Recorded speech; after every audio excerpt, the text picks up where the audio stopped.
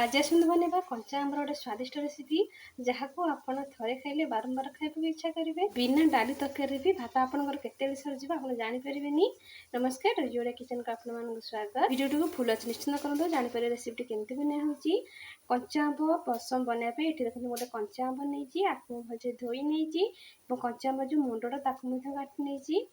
एबे कोन करबे ना गोटे प्रेशर कुकर नबा जेतरे आमे कंचा आंब आ एठी ता सहित मु नेची गोटे बड़ साइज टमाटो।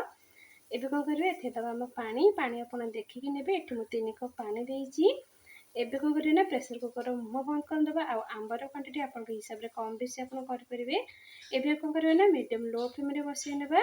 एथिरे मिनिमम 4 रु 5 टा सीटी आसला पर्यंत देखंतु एथिरे 4 रु 5 टा सीटी आसी गेलानी। एबे कौन करबा ना हम प्रेशर कुकर को तळु काढी नेबा। आ ठंडा होबा को देबा। आ ठंडा हैला परे प्रेशर कुकर मामे मुह खोल नेबा। देखंतु हमर आंबटा बढ़िया से सिझी जाइए सहित टमाटो सिझी जाइए। एबे कौन करबा ना चोपा को आम छड़े नेबा। एटी देखो मुझे गोटे बेला आ बेलार कौन करना प्रथम आम टमाटर चोपा को छड़े नेबा। आ एटी देखो मु आंबर चोपा को छड़े नेची। एबे आम आंबर रस सब बाहर कर नेबा। माने आम भलसे को चकटी नेबा। देखंतु आपन चाहे हाथ रे चकटी परिबे। एटी केमती सुविधा है चकटिया पई। एबे देखंतु मु भलसे आपको बढ़िया से चकटी नेची। चकट सारा पर कौन करवा ना या आम छाणी नवा। आपन चाहिए नॉर्मली बनई पारे किंतु जेहेतु आम टमाटो आड करे टमाटर मंजी गुड़ाक रही खायापी भल लगे। तेणुक मुझे जूस छणारे ही भलके छाणी हूँ। देखो आपको मुझे छाणी सारापर रस गुड़ा बाहर पड़ा। एबे आम दबा पानी एठी मु 3 कप पानी नहीं। आपन देखिए आपणकर केते क्वांटिटी पानी दरकार से अनुसार ही आप पानी नेबे। एबे कौन करबा ना साइड रे रखि नबा। एठी मुने गोटे डिश। एबे कौन करबा ना एथे दबा 2-3 चम्मच रिफाइन तेल जेहेतु हम बिना पियाज रसुन बनाउची तेणु रिफाइन तेल नेची।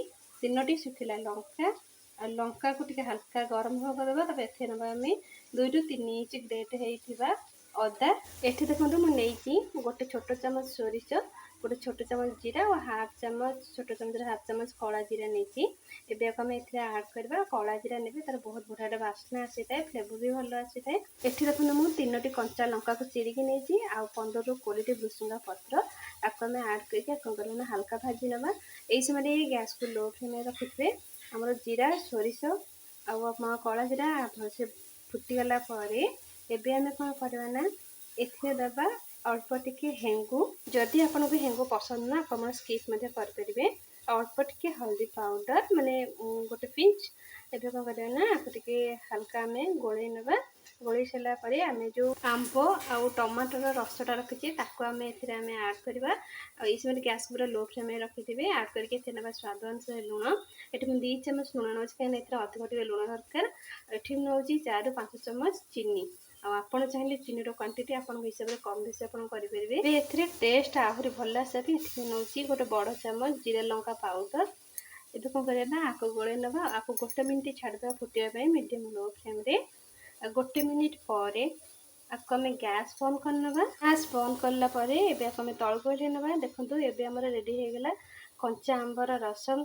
आको आपन थरे निश्चिंत ट्राई करंतु देखिए बहुत टेस्टी लागिवो। आपको आपण घरे निश्चित थरे बनातु केमती लागुछ मते कमेंट करके जणातु। फैमिली फ्रेंड समस्त सहित निश्चित भाव रे शेयर करंतु। रहुची नमस्कार। एमती नुआ नुआ वीडियो देखा पई हम चैनल को लाइक शेयर सब्सक्राइब करा भी जमी भूलिबेनी। से पर्यंत समस्त दिन शुभ करे हो। भगवान समस्त भल रखि थांतु।